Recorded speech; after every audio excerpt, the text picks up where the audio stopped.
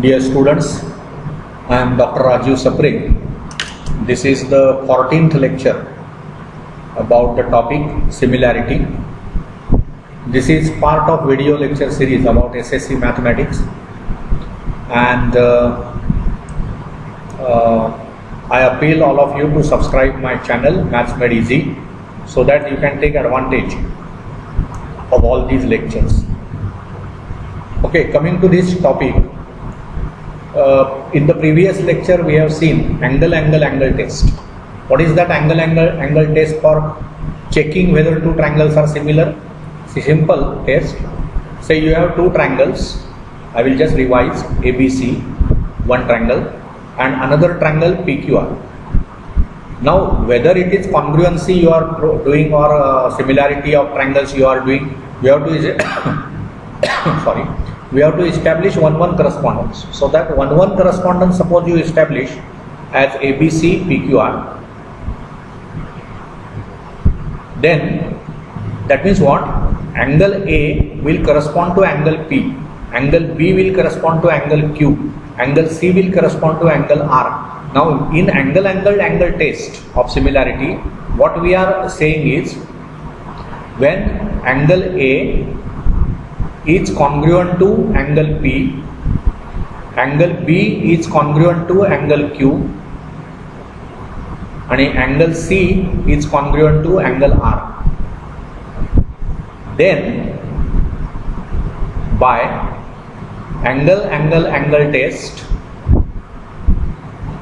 triangle ABC is similar to triangle PQR. This is already proved by us. Okay, but now there are other tests also. See, the next test here they have written on page number 17. You can see angle test for similar triangles. Now, this is very simple. What is angle test for similar triangles? Same story. We will take, say, two triangles ABC and a triangle PQR with this 1-1 correspondence ABC PQR. Then angle test. Now this is angle test. What it tells you, if, see here, we know that for a given correspondence of vertices, when two angles of the triangle are congruent to two corresponding angles of another triangle, then the two triangles are similar. Now इथे अगदी सोपं आहे बघा. आता समजा तुम्ही असं म्हटलं की angle A is congruent to angle B, दोनच इथे अँगल टेस्ट होती, म्हणजे तीनही करस्पॉन्डिंग अँगल्स. पण आता इथे अँगल टेस्ट आहे, म्हणजेच काय, जर तुमचा हा एक ट्रायंगल आहे ABC, ओके, आणि दुसरा ट्रायंगल आहे PQR with 1-1 correspondence as APBQCR. Now suppose angle A is congruent to angle P and angle B is congruent to angle, say, Q, then naturally अगदी जे काही जनरल कॉमन सेन्स आपल्याला आहे त्याप्रमाणे मग हे जर, म्हणजे हा A आणि जेवढा आहे हे या अँगलचं जे काही माप आहे तेवढंच Pचं असेल, B आहे तेवढाच Q असेल, तर मग नॅचरली C आणि R पण इक्वल हवेतच, कारण ट्रँगलच्या तीन कोनांची बेरीज 180 असते. त्यामुळे समजा हा अँगल A 60 आहे म्हणून मग P पण 60 आहे. आपल्याला दिलेलं आहे ना, angle A is congruent to angle P. मग हा जर 60 असेल तर हा पण 60 असणार, म्हणजे याचं डिग्रीज. हा समजा 70 असेल तर तो Q पण 70 असणार. आता जर हा 60 आणि हा 60 आहे, हा 70 आणि हा 70 आहे, तर ह्यांची बेरीज किती झाली, म्हणजे अँगल A आणि अँगल B यांची बेरीज किती झाली, 60 आणि 70 130 झाली. तसंच अँगल P आणि अँगल Q ची बेरीज किती झाली, 130 झाली. पण त्रिकोणाच्या तीन कोणांची बेरीज 180 असल्यामुळे यांची बेरीज जर 130 असेल तर इथला जो तिसरा अँगल आहे C, त्याचं माप पण 50 पाहिजे. तसंच Rचं माप पण 50 पाहिजे, कारण अँगल P आणि अँगल Q 130 आहे. म्हणजे ज्यावेळी या दोन अँगल्स इक्वल आहेत असं तुम्हाला सांगितलं जाईल त्यावेळी डेफिनेटली कन्क्लुजन तुम्ही काढू शकता की third angle is also equal. So this is nothing new. So angle test, दोन अँगल्स त्यातले करस्पॉन्डिंग कॉन्ग्रुएंट आहेत, naturally third angle is bound to be congruent. आणि मग त्याच्यामुळे आपण असं म्हणणार की angle test is nothing but angle test. Indirectly तिसरा अँगल पण कॉन्ग्रुएंटच आहे. Are you getting this? And that is why both the triangles are similar. त्यामुळे जरी असं तुम्हाला आढळलं, हा या ABC हा ट्रायंगल, दुसरा PQR हा ट्रायंगल, आणि A B C P Q R हाच जर 1 1 करस्पॉन्डन्स असेल, तर समजा ए आणि तिथला पी दोन्ही अँगल्स कॉन्ग्रुएंट आहेत, इथला सी आणि तिथला आर हे पण कॉन्ग्रुएंट आहेत, तर बी पण आणि क्यू पण कॉन्ग्रुएंट असणार. आणि म्हणजेच तुम्ही अँगल टेस्टच्या सिच्युएशनमध्ये गेला. So whenever corresponding angles of both the triangles are congruent, then those triangles are similar. Already आपण प्रूव्ह केलेलं आहे. त्यामुळे अँगल टेस्ट हा काही नवीन इश्यू नाही, त्यामुळे ते सोपं आहे. तिसरं बघा, आता तिसरी टेस्ट त्यांनी दिले पान नंबर 18 आहे बघा, SAS टेस्ट. आता इथे काय म्हटलंय बघा, SAS टेस्ट म्हणजे ह्याच्या प्रूफ्स वगैरे तुम्हाला अपेक्षित नाही आहेत. SAS टेस्ट म्हणजे काय बघा, साईड अँगल साईड. मग आता इथे त्यांनी बघा, for a given correspondence of vertices of two triangles, हे नेहमी वाक्य लिहावं लागतं. फॉर अ गिव्हन करस्पॉन्डन्स म्हणजेच काय, आता इथे बघा KLM हा ट्रायंगल आहे आणि इथे RST हा ट्रायंगल आहे. मग KLM आणि RST याच्यामध्ये त्यांनी दिले बघा, L आणि S हे अँगल सेम आहेत. म्हणजे आता KLM आणि RST हा 1 1 करस्पॉन्डन्स तुम्ही घेतलात, तर K च्या ऐवजी इथे R आहे, L च्या ऐवजी S आहे, M च्या ऐवजी T आहे. मग इथला जो अँगल L आहे तो आणि इथला अँगल S हे कॉन्ग्रुएंट आहेत बघा, L आणि S आर कॉन्ग्रुएंट. आणि ह्या ज्या दोन साईड्स आहेत KL, त्याला इथली करस्पॉन्डिंग साईड कोणती, RS, आणि इथली LM आहे त्याला करस्पॉन्डिंग साईड कोणती, ST. LM ला बघा इथे LM, तसं इथे ST. मग बघा KL आणि RS ह्या दोन ज्या भुजा आहेत त्यांचा रेशो किती आहे बघा, 1/1.5, आणि यांचा किती आहे LM आणि ST चा 2/3. मग 2/3 म्हणजेच 1/1.5. 2 ला आणि 3 ला जर मी 2 ने भागलं तर पुन्हा मला हेच मिळणार 1/1.5. तो रेशो किती आहे बघा, 2/3. त्याच्यामुळे हे दोन ट्रायंगल सिमिलर आहेत. म्हणजे ही काय टेस्ट आहे बघा, for a given correspondence of the vertices of two triangles, if two pairs of corresponding sides are in same proportion and the angle between them are congruent, then two triangles are similar. I will explain it here. मी हे सर्व इथे नीट diagram काढून explain करतो, म्हणजे तुम्हाला आणखी चांगलं ते लक्षात येईल. I will erase this. Okay, already आपल्या आता 2 टेस्ट आपण डिस्कस केलेले आहेत. एक म्हणजे angle test, this is done for similarity, आणि दुसरी आपण केली अँगल टेस्ट ऑफ सिमिलॅरिटी. आता आपण विचार करतोय SAS टेस्ट.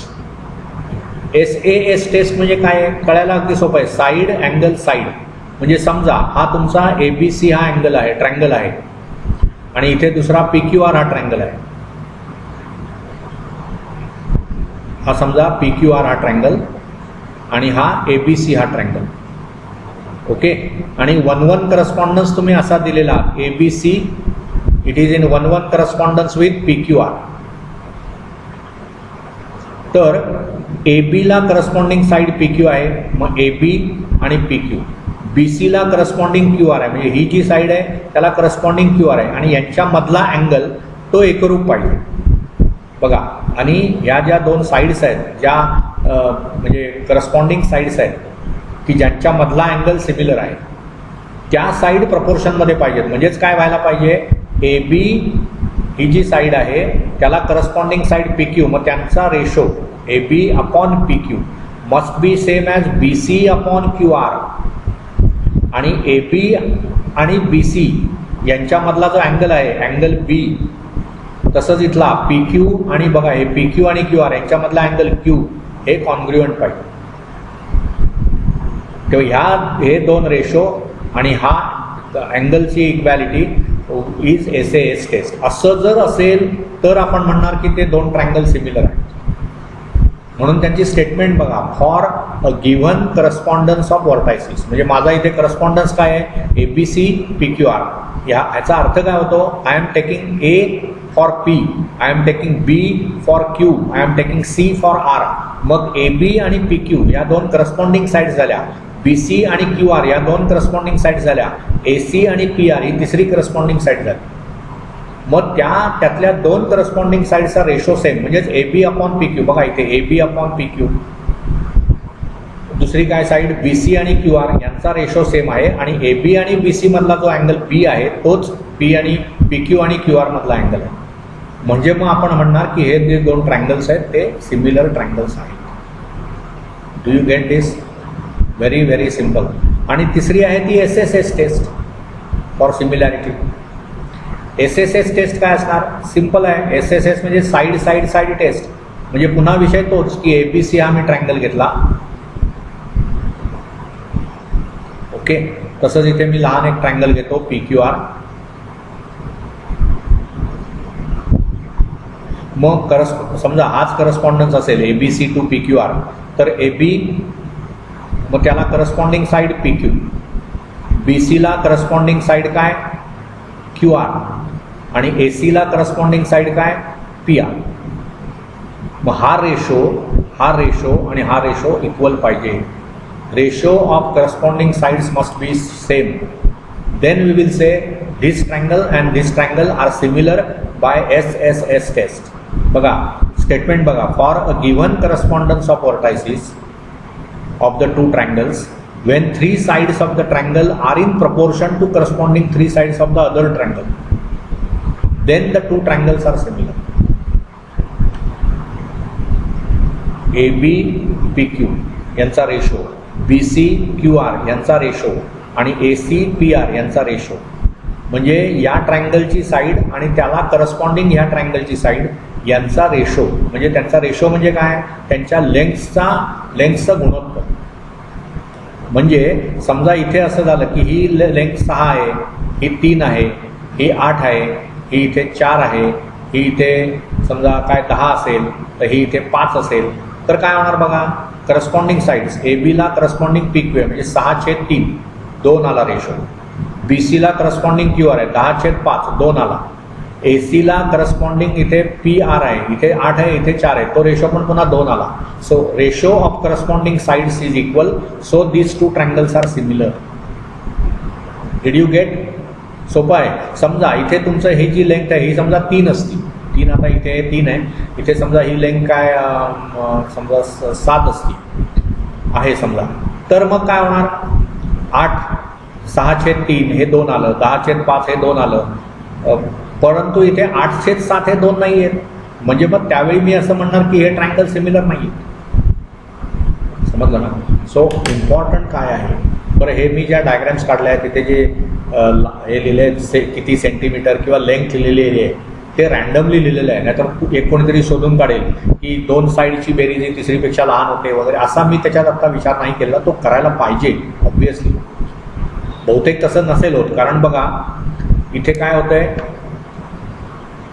इथे बघा 6 आणि 8ची बेरीज 14 आहे, ती 10पेक्षा मोठी आहे, ही 6पेक्षा मोठी आहे आणि हे 8पेक्षा मोठं आहे. इथे काय होते 3 आणि 5 8 हे 7पेक्षा मोठं आहे, 7 आणि 5 12 हे 3पेक्षा मोठं आहे. कारण काय ती महत्त्वाची गोष्ट आहे ना, 3 आणि 7 यांची बेरीज 10पेक्षा जास्त आहे. कधी मला ट्रायंगल काढता येतो? कुठला ट्रायंगल व्हॅलिड म्हणणार आपण?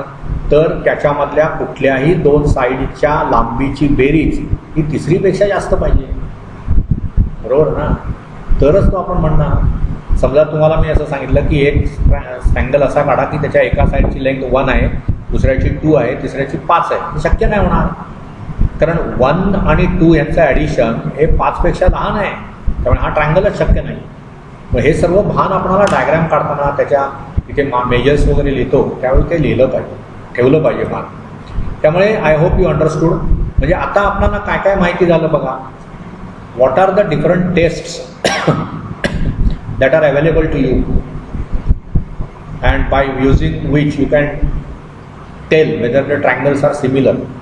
तर बघा आपल्याकडे एक पहिली टेस्ट होती ती म्हणजे अँगल टेस्ट. दुसरी टेस्ट कोणती? Angle test. तिसरी टेस्ट कोणती? Side test. आणि चौथी टेस्ट कोणती?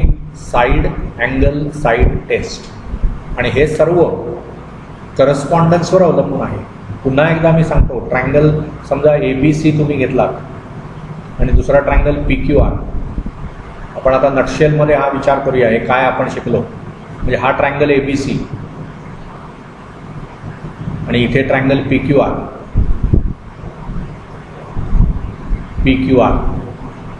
दिस इज ABC. मग तुम्हाला आधी 1 1 करस्पॉन्डन्स सांगावा लागेल. मग तो समजा तुम्ही असा सांगितला ABC PQR, तर त्याचा अर्थ काय, ए ला करस्पॉन्डिंग वर्टेक्स P, बी ला करस्पॉन्डिंग वर्टेक्स Q, सी ला corresponding vertex R, angle A ला करस्पॉन्डिंग अँगल इथला P, अँगल P, इथल्या या ट्रायंगलमध्ये जो अँगल B असेल त्याला करस्पॉन्डिंग अँगल Q, आणि इथे जो अँगल C आहे त्याला इथला करस्पॉन्डिंग अँगल R. मग अँगल टेस्ट तुम्हाला काय सांगते, पहिली जी आहे ना angle test, angle test of similarity, T test of similarity. ही टेस्ट तुम्हाला काय सांगते, तर करस्पॉन्डिंग अँगल्स कॉन्ग्रुएंट असतील, म्हणजेच काय, angle A is congruent to angle P and angle B is congruent to angle Q, आणि तिसरं काय, and angle C is congruent to angle R. Then triangle ABC, so then म्हणजे this is if this, then triangle ABC is similar to triangle PQR. हा एक भाग झाला. दुसरी होती ती अँगल टेस्ट, ती अगदीच सोपी आहे. म्हणजे त्याच्यात आपण असं म्हणणार की जर अँगल ए यातले कुठलेही दोन अँगल्स यातल्या करस्पॉन्डिंग अँगल्स बरोबर कॉन्ग्रुएंट असतात, म्हणजे समजा ए आणि पी हे कॉन्ग्रुएंट आहेत, दोन अँगल्स कॉन्ग्रुएंट आहेत, म्हणजेच काय, देअर मेजर इज सेम. हा अँगल 60 अंशाचा आहे आणि हा 65 अंशाचा आहे, दे कॅनॉट बी कॉन्ग्रुएंट. त्यामुळे अँगल ए आणि अँगल पी समजा कॉन्ग्रुएंट आहे, अँगल सी आणि त्यांचा इथला करस्पॉन्डिंग अँगल आर कॉन्ग्रुएंट आहे, तरीही आपण म्हणू शकतो की triangle ABC is congruent to triangle PQR, sorry similar to triangle PQR. कारण ज्यावेळी ए आणि पी कॉन्ग्रुएंट आहेत, सी आणि आर कॉन्ग्रुएंट आहेत, नॅचरली बी आणि क्यू पण कॉन्ग्रुएंट असणार. So we are in a known land. Angle टेस्टमध्ये आपण गेलो, त्यामुळे ही दुसरी टेस्ट झाली. तिसरी आपण लिहिली आहे साईड टेस्ट. याचा अर्थ काय, तर इथल्या करस्पॉन्डिंग साईड्स आणि इथल्या त्यांच्या, म्हणजे इथली साईड आणि त्याची ही करस्पॉन्डिंग साईड यांचं रेशो सेम असेल. म्हणजे आता जर हाच आपण करस्पॉन्डन्स ॲक्सेप्ट केला तर इथे आपण असं म्हणणार AB अपॉन PQ, हा जो रेशो आहे they are not necessarily equal. ते इक्वल असतील तर ठीकच आहे, मग ती कॉन्ग्रुएंट ट्रायंगल झाली. आणि कुठलेही दोन ट्रायंगल्स ज्यावेळी कॉन्ग्रुएंट असतात त्यावेळी ते सिमिलर असतातच. त्यामुळे AB is equal to PQ, BC is upon QR, sorry not equal to, AB upon PQ, BC upon QR is same as AC upon PR. When this is so, we will say by side test, these two triangles are similar. आणि चौथी होती ती SAS taste, म्हणजेच काय, side taste. म्हणजे इथे AB ही side, BC ही side, त्यांच्यामधला angle हा, आणि इथला AB ला करस्पॉन्डिंग साईड PQ आहे, BC ला करस्पॉन्डिंग साईड QR आहे, त्यांच्यामधला अँगल. मग आपलं म्हणणं हे दोन अँगल्स सेम पाहिजेत, म्हणजेच ते कॉन्ग्रुएंट पाहिजेत, आणि या करस्पॉन्डिंग साईड्स जे आहेत त्यांचा रेशो इक्वल पाहिजे. म्हणजेच AB अपॉन PQ आणि BC अपॉन QR हा रेशो सेम पाहिजे, की आपण असं म्हणणार की the triangles are similar to each other. त्यामुळे इथे आपण दोन ट्रायंगल सिमिलर आहेत हे मला दोन गोष्टी आहेत त्याच्यामध्ये. ज्यावेळी ट्रायंगल सिमिलर आहे ते तुम्हाला दिलेलं आहे, त्यावेळी तुम्हाला काय माहिती आहे की त्यांच्या करस्पॉन्डिंग साईड्सचा रेशो सेम आहे आणि करस्पॉन्डिंग अँगल्स कॉन्ग्रुएंट आहे. परंतु आता हे झालं वेन ट्रायंगल्स आर सिमिलर, परंतु मला दिलेल्या माहितीवरून हे ट्रायंगल सिमिलर आहेत की नाही हे जर ओळखायचं असेल मग मला काय करावं लागणार, टेस्ट ऑफ सिमिलॅरिटी वापरावी लागणार, test of triangles being similar. मग ती टेस्ट काय आहे, तर ते एकच नाही आहे, 4 टेस्ट आहेत. कोणकोणत्या, angle test, angle test, side test आणि side angle test. Using any of these 4 you can prove that the triangles are similar. हे नीट लक्षात घ्या, साइड्स प्रपोर्शन आणि अँगल्स कॉन्ग्रुएंट. ज्यावेळी दोन ट्रायंगल सिमिलर असतात त्यावेळी त्यांच्या करस्पॉन्डिंग साइड्सचा रेशो सेम असतो आणि अँगल्स, करस्पॉन्डिंग अँगल्स हे कॉन्ग्रुएंट असतात. परंतु ज्यावेळी दोन ट्रायंगल्स कॉन्ग्रुएंट असतात त्यावेळी मग सर्वच गोष्टी सेम असतात. साईड्स पण करस्पॉन्डिंग त्यांची लांबी समान असते आणि करस्पॉन्डिंग अँगल्स पण कॉन्ग्रुएंट असतात. Sides are congruent, angles are congruent, म्हणजे ट्रँगल्स आर कॉन्ग्रुएंट. पण साईड्स आर इन प्रपोर्शन आणि angles are in congruence, then we will say triangles are similar. त्यामुळे ह्या दोघातलं रिलेशन लक्षात घ्या. कुठलेही दोन कॉन्ग्रुएंट ट्रँगल्स असतील, सिमिलर 100% ते आहेत. Similar triangles need not be congruent, they can be also. Similar triangle, आता समजा तुम्हाला मी असं सांगितलं की एक ट्रँगल ABC आहे बघा. आता इथे ते नाहीये दिसत, इथे ते दिसत नाहीये, पण समजा असं ॲश्युम करा की हा PQR ट्रँगल आहे ना, तसाच मी इथे ट्रँगल काढला असतो. त्याला आपण RST म्हणूया. हा S आणि हा T. इथे R नको, इथे आहे PQR. मग समजा असं झालं की PQ ची लांबी 4 आहे, इथे पण 4 आहे, मग इथे 6 आहे, इथे पण 6 आहे, इथे 5 आहे आणि इथे हे पण 5. मग काय होणार बघा, PQ आणि इथलं काय आहे RS यांचा रेशो सेम आहे. RS नको म्हणूया आपण, RST. ओके, इथे आपण काहीतरी R'(ST) म्हणूया. तो R आणि हा R यांचा गोंधळ आहे. PQ अपॉन R'(S) हे 4:4 रेशो त्यांचा, म्हणजे 1 रेशो. QR अपॉन ST ते पण 6/6 म्हणजे 1. आणि इथे PR आणि इथे R'(T) ते पण 5/5. म्हणजे काय झालं, करस्पॉन्डिंग साईड्सचा रेशो सेम आहे म्हणून ते सिमिलर आहेतच. परंतु साईड टेस्ट जी आहे कॉन्ग्रुएन्स ट्रँगलची, ती पण मला वापरता येईल. म्हणजे हे दोन ट्रँगल कॉन्ग्रुएंट आहेत आणि कॉन्ग्रुएंट आहेत म्हणून ते सिमिलर आहेत. Similar triangles need not be congruent, congruent triangles are definitely similar. तेव्हा हे इंटरकनेक्शन आपलं लक्षात घ्या. This lecture I have discussed various tests of similarity. Now in further lecture we will be able to solve certain problems on these concepts ज्या आपण सिमिलॅरिटीच्या शिकलो त्याच्यावर आधारित आपल्याला आता काही प्रॉब्लेम सोडवता येतील. So I hope you understand whatever is discussed in this lecture. Thank you. Again I appeal you to subscribe my channel, take advantage of all these lectures. Thank you.